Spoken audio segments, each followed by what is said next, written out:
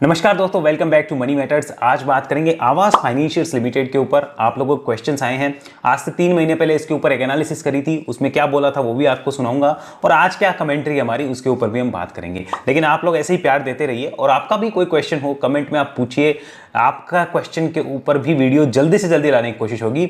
मुझे पता है आप सब लोग चाहते हैं कि आपके स्टॉक पे वीडियो है, लेकिन थोड़ा सा समय हमें लगता है एनालिसिस करने में, थोड़ा टाइम हमें भी देना पड़ता है पूरी कंपनी के डाटा को समझने के लिए, ताकि आपके पास हम जो भी नॉलेज रख पाएं वो एक अच्छी नॉलेज हो और इन्फॉर्मेशन जो भी हम देख वो अच्छी इन्फॉर्मेशन हो, कहीं उसमें कोई दिक्कत ना हो। हालांकि हम न्यूज़ को इतना नहीं देखते, बट एनालिसिस फंडामेंटली और टेक्निकली पूरी करनी होती है तो थोड़ा समय लग जाता है। आपका भी कोई क्वेश्चन है कमेंट कर दीजिए। आवास के ऊपर बात करते हैं। राइट नाउ आपको आवास का चार्ट दिख रहा होगा, क्लियरली है कि स्टॉक अपने हाई से 60% देखिए यहाँ पे टूट चुका है, जो आपको अपनी स्क्रीन पे दिख रहा है। उसके बाद अभी 1500 रुपए के आसपास स्टॉक खड़ा है।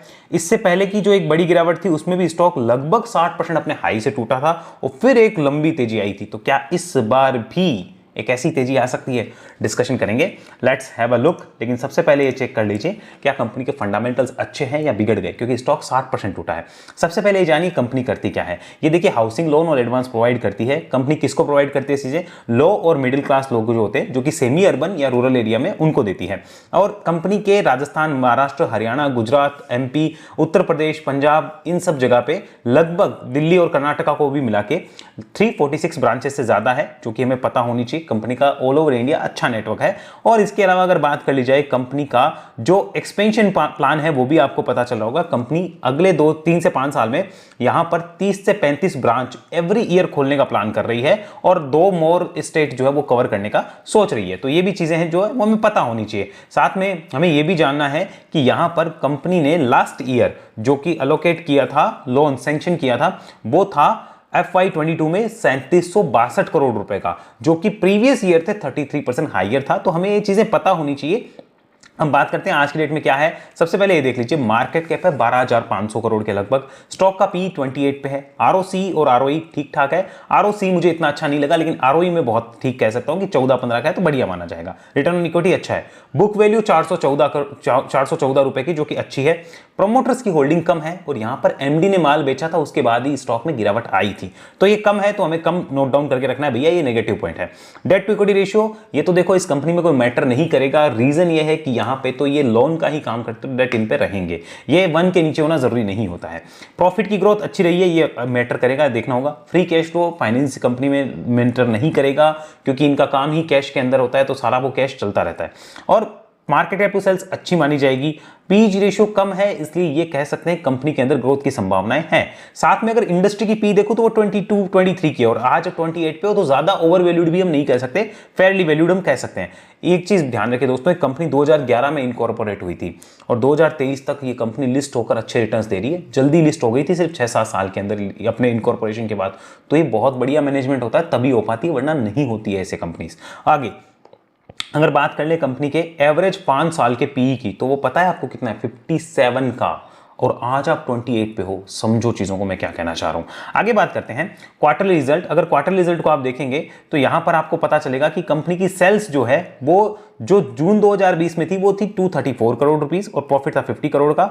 आज 467 करोड़ की सेल्स है, प्रॉफिट है 110 करोड़ का, यानी डबल हो गई है। अगर इसको मैं जून 21 से देखूं तो जून 21 में 272 करोड़ की सेल्स, 59 करोड़ का प्रॉफिट। जून 22 में 353 करोड़ की सेल्स और 89 करोड़ का प्रॉफिट। सबसे अच्छा प्रॉफिट कंपनी ने दिया था मार्च 23 के अंदर, 450 करोड़ की सेल्स और प्रॉफिट 127 करोड़, मार्जिन 37% की। अभी मार्जिन 32% हो गए, इसलिए प्रॉफिट में गिरावट है और 110 करोड़ का प्रॉफिट है। लेकिन ये भी कोई खराब नहीं कह सकते। 400-500 करोड़ की सेल करके आप 110 करोड़ का नेट प्रॉफिट ले रहे हो। कंपनियां 10,000 करोड़ का प्रॉफिट करके 100 करोड़ रुपए नहीं ले सकती। यहां 110 करोड़ का नेट प्रॉफिट एक क्वार्टर में आ रहा है। ईयरली समझिए चीजों को। ईयरली देखिए 2018 के अंदर 93 करोड़ का प्रॉफिट ईयरली होता था 494 करोड़ की सेल्स पे। आज ये सेल एक क्वार्टर में होती है और इतना प्रॉफिट भी एक क्वार्टर में। अभी क्या है? 1609 करोड़ की sale last year, profit 430 crore और इस साल 450 करोड़ के प्रॉफिट का अनुमान है 1723 करोड़ की सेल्स पे। तो इस कंपनी की ग्रोथ को कोई भी डाउट नहीं कर सकता। ग्रोथ जबरदस्त है। शेयर इतना गिरा है, उसके बाद अगर मिलता है सही वैल्यूएशन पे तो स्टॉक में इन्वेस्टर्स को देखना चाहिए कि भाई क्या हो रहा है। क्योंकि एक चीज ध्यान रखिए, अगर बहुत अच्छी कंपनी है तो उसके वैल्यूएशन कम मिल रहे हैं ना, तब उसमें पैसे लगाने का फायदा है। बहुत अच्छी कंपनी और बहुत अच्छे वैल्यूएशन मिल गए, यानी बहुत प्रीमियम पे मिल रहा है, तो फायदा क्या है, फिर तो पैसे लगाने का कोई फायदा नहीं हुआ ना। लेकिन यहां पर देखा जा सकता है। आगे समझिए, सेल्स ग्रोथ 5 साल की 3 साल की अच्छी है, कंपाउंडेड प्रॉफिट ग्रोथ अच्छी है, रिटर्न ऑन इक्विटी अच्छी कह सकते हैं, बढ़िया है, तो ठीक ठाक है, कोई दिक्कत नहीं हुई है यहाँ पे। अगर बात कर लेते हैं कंपनी के शेयर होल्डिंग पैटर्न की, तो यहाँ पे देखिए प्रमोटर्स के पास में 50% होल्डिंग थी, जो धीरे धीरे उन्होंने अभी 39% कर ली है। FIAs के पास में होल्डिंग बड़ी है, 35% है। DIAs के पास में 14.34% की होल्डिंग है। पब्लिक के पास क्या है, सिर्फ 11% की होल्डिंग है। पब्लिक के पास कुछ खास होल्डिंग नहीं है, जो हमें ध्यान देना होगा, यानी पब्लिक के पास कुछ बड़े शेयर्स नहीं है, ये बात हमें नोट डाउन करके रखनी है। 90% माल बड़े प्लेयर्स के पास है, ये नोट डाउन करिए। अब आइए एक चीज और दिखाता हूं आपको, यहां पर इंपॉर्टेंट है, इस चीज के बारे में आप जान लीजिए कि कंपनी का पैसा किस सेगमेंट से कैसे आ रहा है।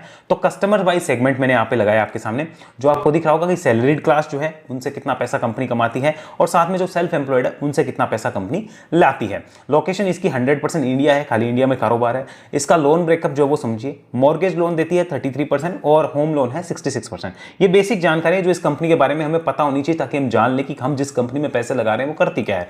बोरोइंग्स का टोटल ब्रेकअप देखिए, टर्म लोन्स के रूप में 45% है, असाइनमेंट के रूप में 22% है, NHB रिफाइनेंस के रूप में 20% है, और NCDs के रूप में 12% है। ये सारी चीजें हमें पता होनी चाहिए। इन सब चीजों के बाद में हमें देखना है चार्ट, कि चार्ट क्या बोलता है। लेट्स डू चार्ट पे चर्चा।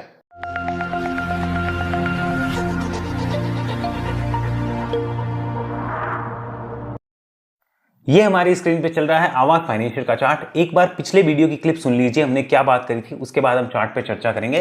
पहले पिछले वीडियो में सुनिए कि हमने एक्चुअल बात करी क्या थी। बात यह है, फ्रेश इन्वेस्टमेंट के लिए मेरी तरफ से तो ना है, मैं तो नहीं लगाऊं। स्टॉक SIP करनी हो कर सकता है कोई भी, ये बहुत बढ़िया लगता है इस फंडामेंटल्स पे। अगर मुझे पैसा लगाना ही होता तो मैं यहाँ पे स्टॉक SIP के थ्रू लगा देता। और यहाँ पर जिसके पास ऊपर से फंसा है उसके पास भी एक ही ऑप्शन है, go for the stock SIP method, ताकि एक एवरेज अच्छा बैठे और उसको निकलने का चांस मिले आने वाले साल 2 साल के अंदर। ये भी आप ध्यान रख सकते हो। बाकी कंपनी खराब नहीं लगती है, लेकिन यस, इसके MD माल बेच रहे हैं, दैट इज अ नेगेटिव।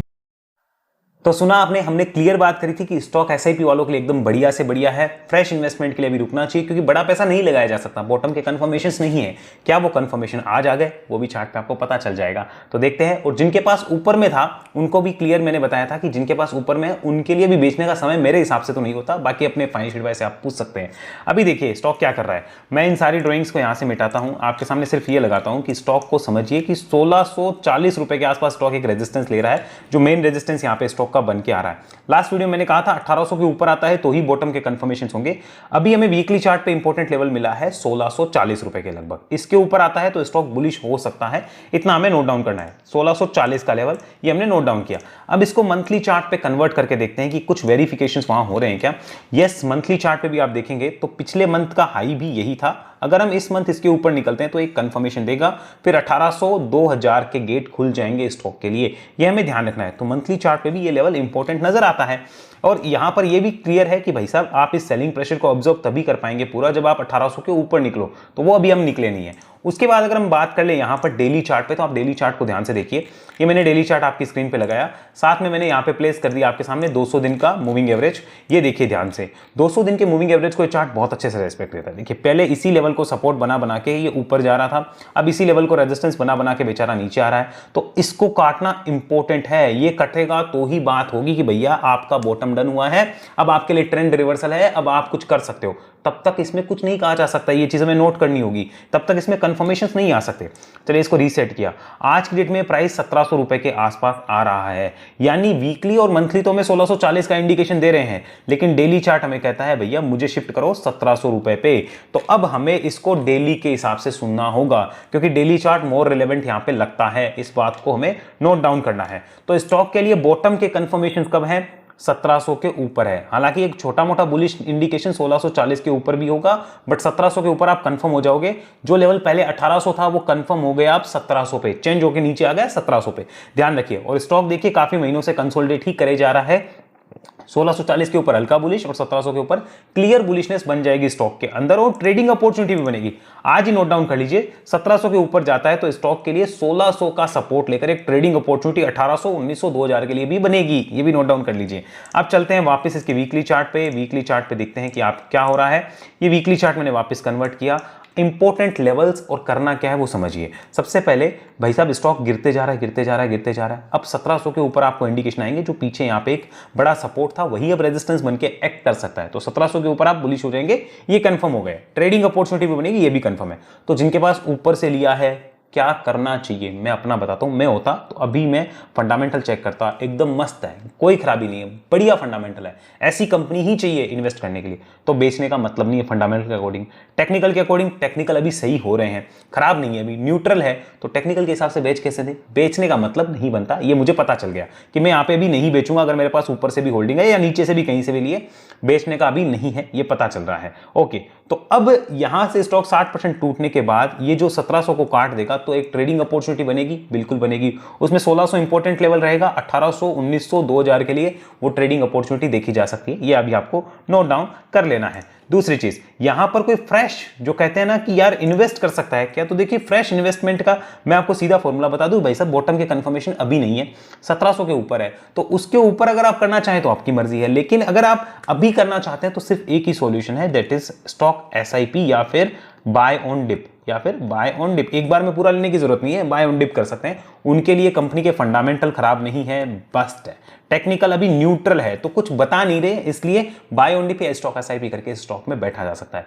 मेरा डिस्क्लोजर, मेरे पास इस कंपनी के छोटी सी क्वांटिटी के शेयर्स लिए हुए हैं, जो मैंने अभी रिसेंट में ही लिए हैं, क्योंकि मैं बाय ऑन डिप की थ्योरी यहां पे फॉलो कर रहा हूं। तो ट्रेडर्स के लिए क्लियर हो गया कि उनको 1700 के ऊपर लेना है, इन्वेस्टर्स के लिए क्लियर हो गया कि उनको क्या करना है, जिनके पास होल्डिंग में उनके लिए क्लियर है क्या करना है। कंपनी के फंडामेंटल खराब नहीं है, यस न्यूज खराब आई है, इसकी वजह से ऐसा हो रहा है। इस प्राइस पे मुझे स्टॉक खराब नहीं लगता, इस प्राइस पे। लेकिन ये भी अभी कंफर्म नहीं हुआ कि बॉटम बना के में वो 1700 के ऊपर होगा। तो इस बात का भी ध्यान रखें, हमें अकॉर्डिंगली डिसीजन लेने हैं। और कोई भी डिसीजन आप डायरेक्ट मत लीजिए, अपने फाइनेंशियल एडवाइजर से बात करिए, एक बार उनके साथ कंसल्ट कर लीजिए कि क्या करना चाहिए, वो आपको सही गाइड कर पाएंगे। ये सिर्फ एक नॉलेज बढ़ाने का वीडियो है। और ये वेव्स और ये चार्ट एनालिसिस अगर आप सीखना चाहते हैं, उसमें मैं आपकी जरूर हेल्प कर सकता हूं।